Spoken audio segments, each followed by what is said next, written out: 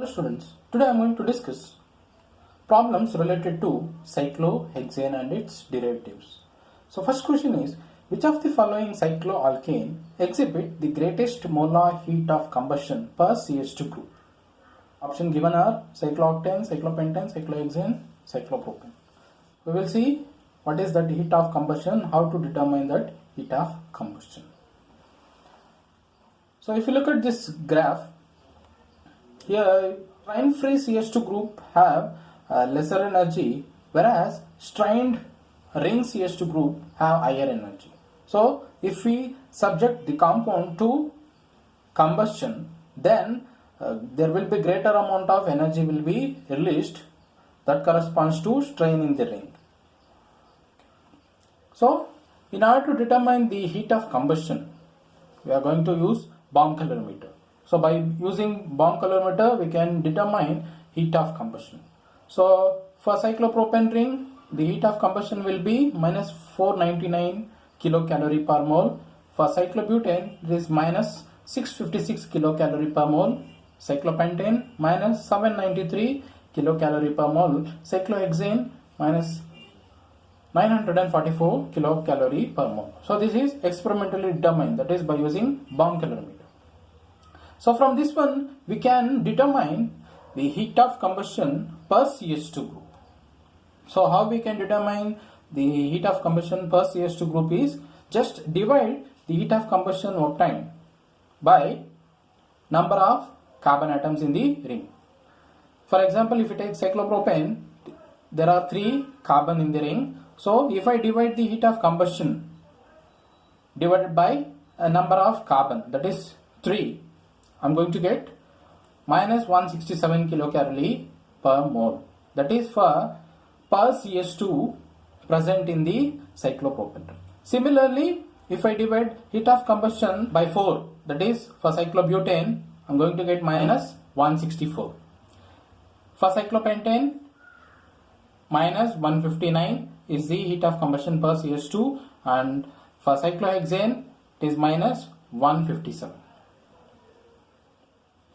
That is, by taking the difference in heat of combustion for ring CH2 minus observed heat of combustion for strain-free CH2 group, we can determine the ring strain per CH2.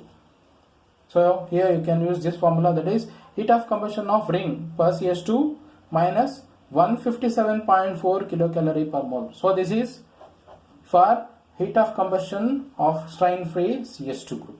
So if I take the difference, then I am going to get ring strain per CH2. So by taking cyclopropane as example, now we will see how to calculate the ring strain per CH2 group. So already given the formula, that is ring strain per CH2 group is equal to heat of combustion of for ring CH2 minus 157.4 kilocalorie per mole, and if you see the heat of combustion for cyclopropane ring per CH2 is minus 167. So if I substitute this value, I am going to get ring strain per CH2 unit in cyclopropane ring will be equal to 9.2 kilocalorie per mole. So similarly, we can calculate for other ring also. And from this, we can also calculate total ring strain energy. So how to calculate the total ring strain energy? So this is the equation we can use to calculate total ring strain energy, that is number of carbon atom in ring into ring strain per CH2, that is heat of combustion for ring CH2 minus 157.4. So from this total ring strain energy, that is number of carbon atom in ring into ring strain per CH2, we can determine the total ring strain energy. So these are the important things, and from this the heat of combustion determined by Baum calorimeter, we can say that molar heat of combustion per CH2 group is greater for cyclopropane ring. That is D is correct. Next we will move on to a problem related to different conformers of cyclohexane. The question is as follows: which of the following correctly lists the conformations of cyclohexane in order of increasing energy? So here we need to decide the order of increasing energy of conformations of cyclohexane. And we know that cyclohexane can exist in the form of chair conformation, half chair conformation, twist boat conformation and boat conformation. So here we need to decide the energy.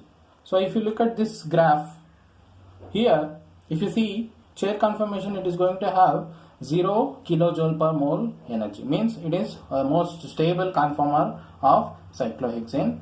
And if you compare the half chair, it is an transition state conformer for cyclohexane and it is going to have highest energy, that is 43 kilojoule per mole.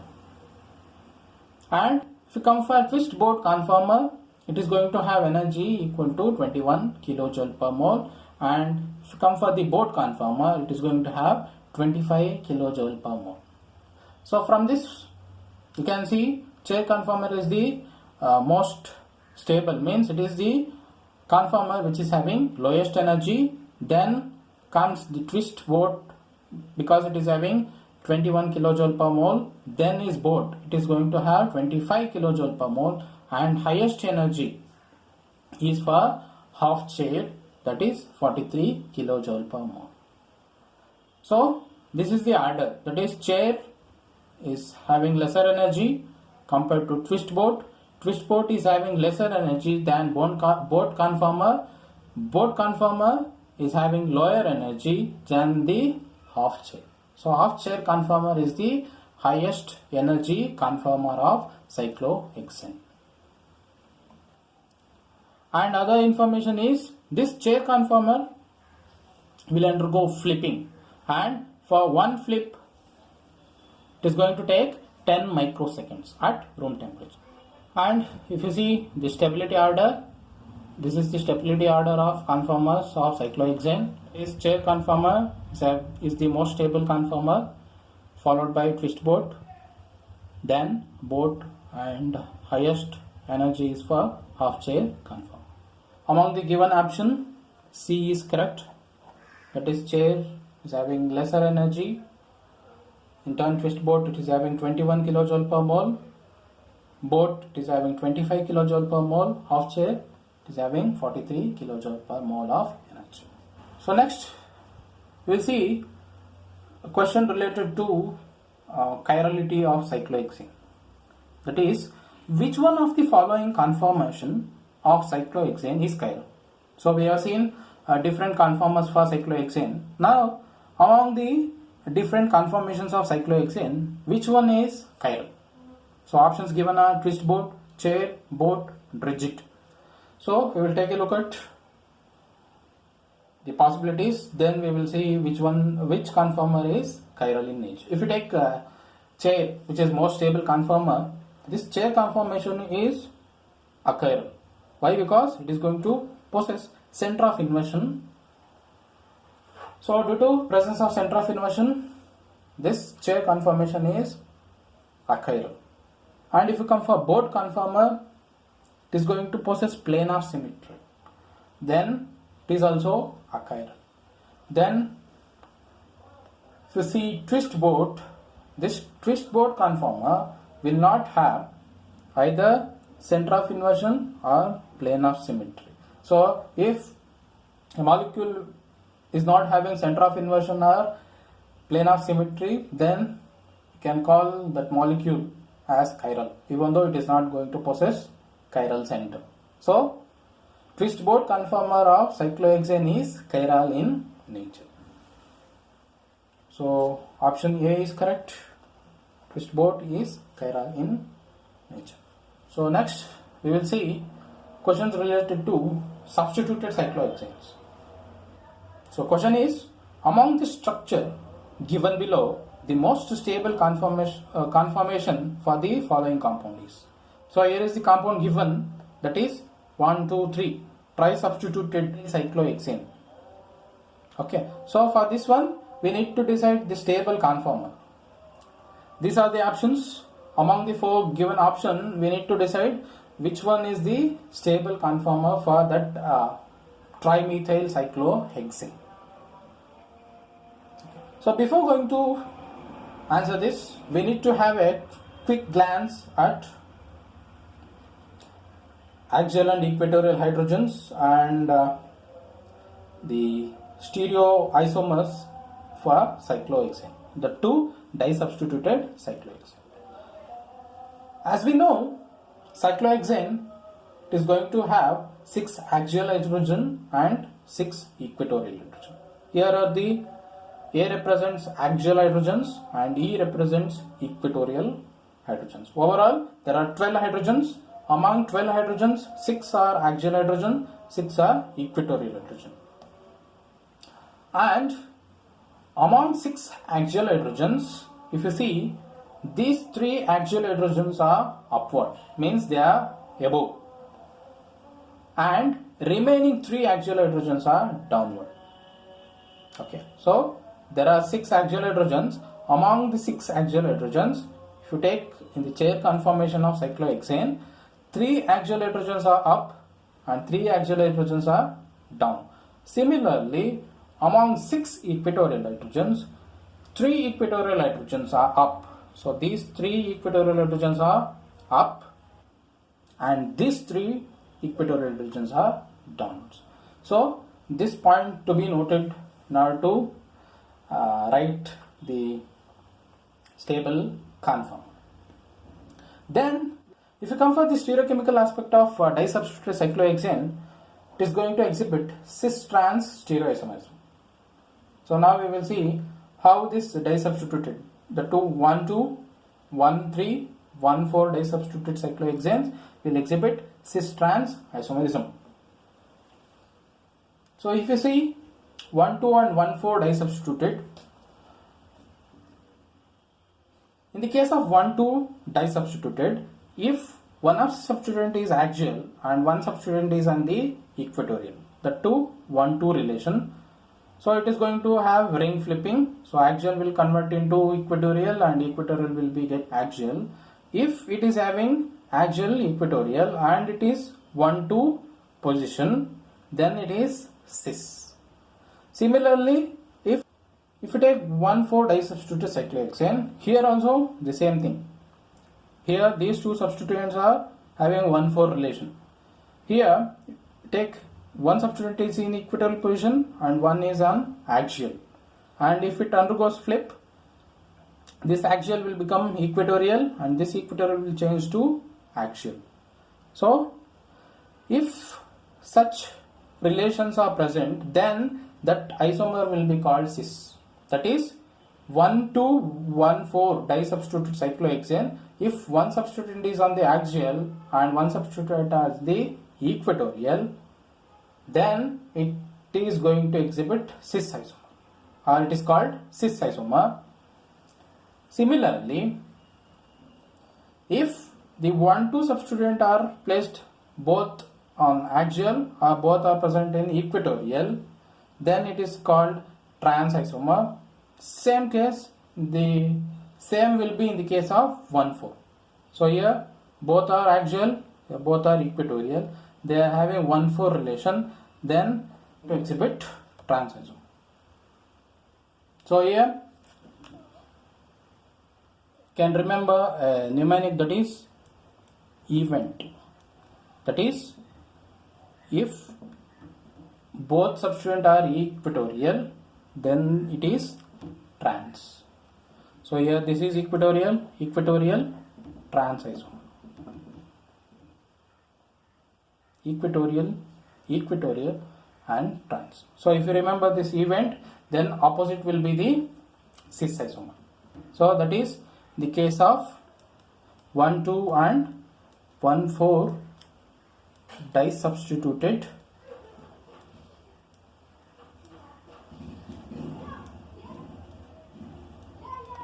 cyclohexane. So you can remember event. Similar to 1,2 and 1,4 disubstituted cyclohexane, 1,3 disubstituted cyclohexane also exhibit cis-trans isomerism, And here in the case of 1,3 disubstituted, this reverse, or it is opposite to 1,2 and 1,4 disubstituted.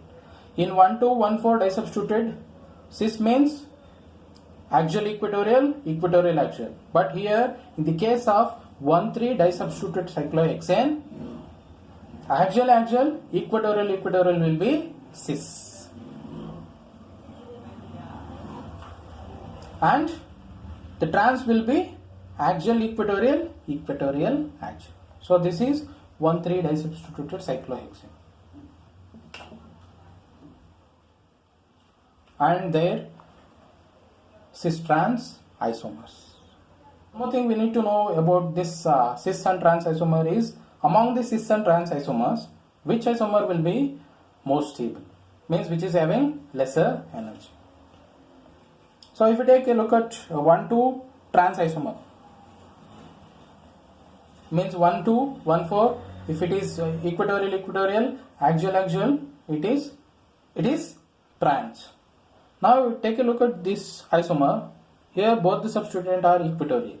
So if you take a look at the energy, it is going to have 0.9 kilocalorie per mole. That is, it is due to 1 Gauge butane interaction.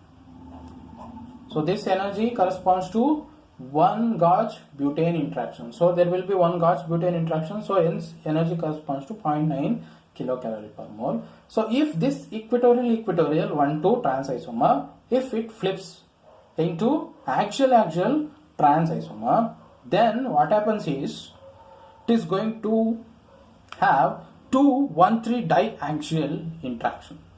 Means this is a destabilizing energy. So due to this 1,3 diaxial interaction, so here if you see this substituent, it is going to have 1, 2, 3. So this hydrogen 1, 2, 3, this hydrogen. So it is going to have 1,3 diaxial interaction. So thereby it destabilizes by 1.8 kilocalorie per mole. Similarly, this substituent which is present in the axial, it is also going to have 1,3 diaxial interaction, and that also corresponds to 1.8 kilocalorie per mole. So if you sum up this 1.8, overall destabilization is 3.6 kilocalorie per mole. So if you see 1,2 trans isomer substituent which are present in the equatorial, it is more stable than axial position. So because this is the reason, because in the axial position it is going to face 2 1,3 diaxial interaction. So that is a destabilizing interaction.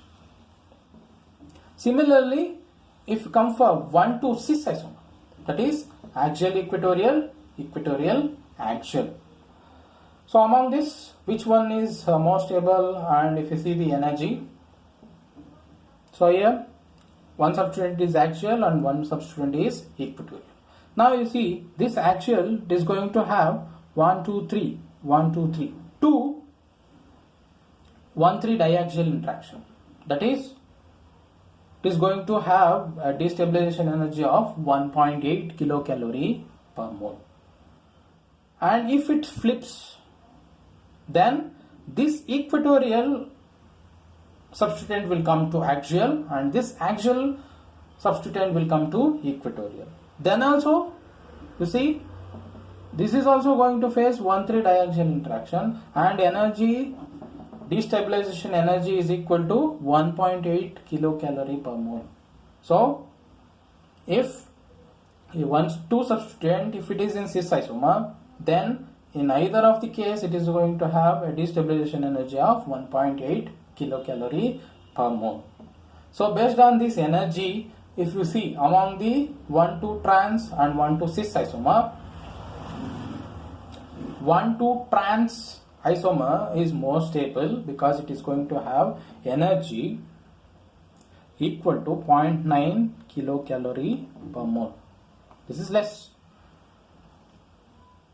If you come for 1,2 cis, it is going to have energy of 1.8 kilocalorie per mole. Hence, among 1,2 trans 1 to cis isomers, 1 to trans isomer is more stable than 1 to cis isomer. Similar to this, if you come for 1,4 trans isomer, here also trans means both the substituent will be placed equatorial, and here you can see in the case of 1,4 trans isomer, so energy is equal to 0 calorie per mole. Means if the substituent is having 1,4 relation and if it is placed in equatorial, then it is not at all going to have any destabilization energy. But if it undergoes flipping, then the substituent will come in axial position. Then it is going to have two 1,3 diaxial interactions, and thereby it is going to destabilize by 3.6 kilocalorie per mole. Okay, so always in 1,4 trans isomer, substituent will prefer EE, means substituent will prefer to be placed in equatorial rather than axial position.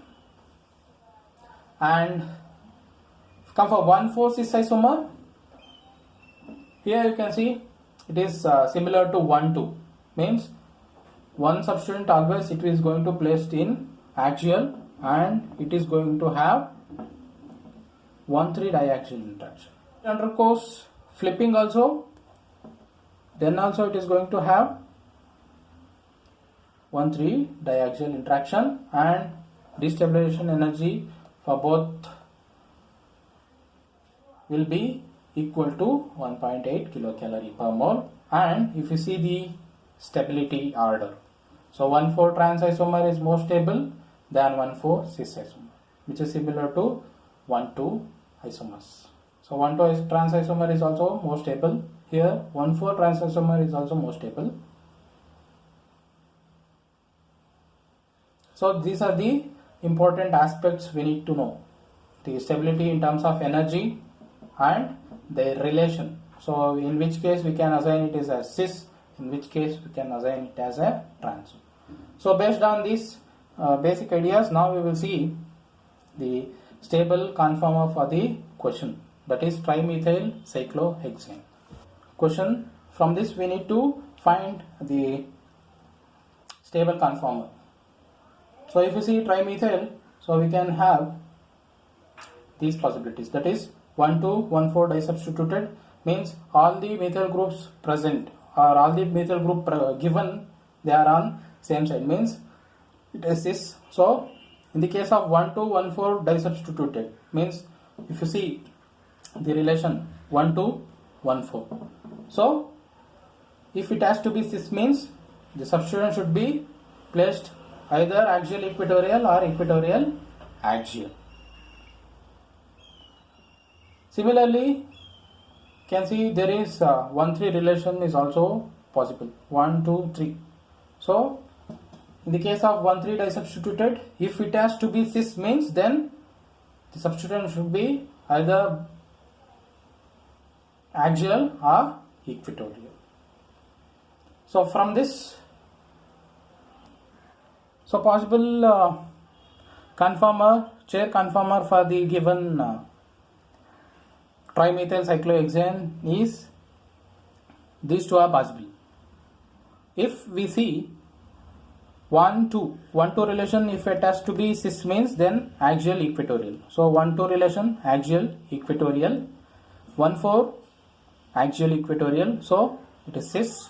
And if you see 1,3 disubstituted, axial or equatorial. So here you can see 1 2 3 relation equatorial. So in all the cases it is going to be cis conformer. So this cis conformer can flip, and it is also possible, that is axial equatorial. So if you see 1 2 relation axial equatorial cis, axial equatorial 1,4 relation, it is also cis. And if you come for 1 2 3 1,3 disubstituted axial, it is also cis. So among these two conformers, which is more stable? That is the case, because in the option we have both these. So among these two we need to decide which one is the most stable conformer. So for that one, we need to see here in this conformer, if you take a look at, it is going to have 1,3 diaxial interaction. And if you come for this, there is 1,3 diaxial interaction here. And if you come for this conformer, here you can see these two substituent along with this, it is going to have 1,3 diaxial interaction. So this is 1,3 diaxial interaction, 1,3 diaxial interaction. Similarly, this substituent is also going to have 1,3 diaxial interaction. So overall, it is going to have 2 1,3 diaxial interaction. Means if you see the energy, if it is having 1,3 diaxial interaction, so this is 1,3 diaxial interaction, energy will be equal to 1.8 kilocalorie per mole. Means 0.9 for this, 0.9 for this. Similarly, if you take a look at for this one substituent, it is going to have 1,3 diaxial interaction, that is going to have 1.8 kilocalorie per mole, and for this substituent it is also going to have one more diaxial interaction. So overall energy it is 3.6. So if you take at the energy difference, so this is having lesser energy than this one. So hence this conformer will be more stable because it is going to have a lesser destabilization energy, and this one is less stable because it is going to face 2 1,3 diaxial interactions.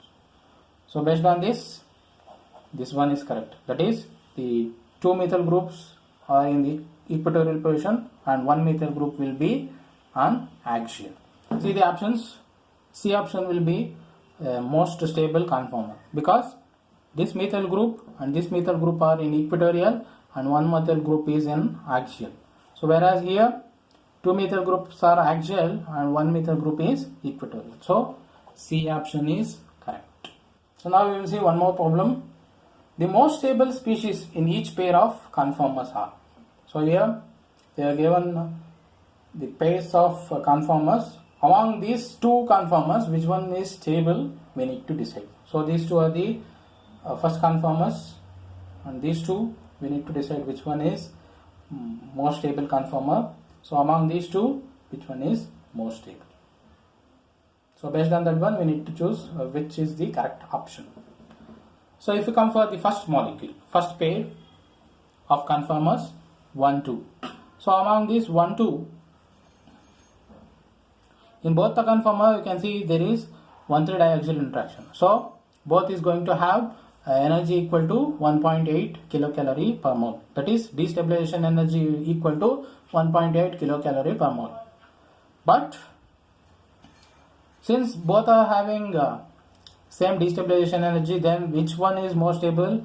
It is decided by the bulkiness of the substituent. Here you can see this is tertiary butyl group and this is simple methyl group. So among these two, tertiary butyl group, it is also known as locking group.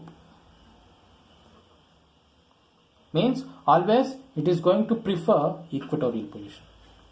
So based on that one, conformer 1 is more stable than conformer 2, even though they have same destabilization energy due to 1,3 diaxial interaction.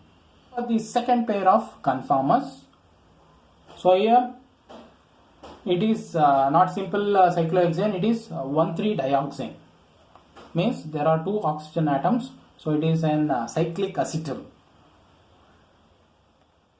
So here also among the 3 and 4 conformers, which one is most stable?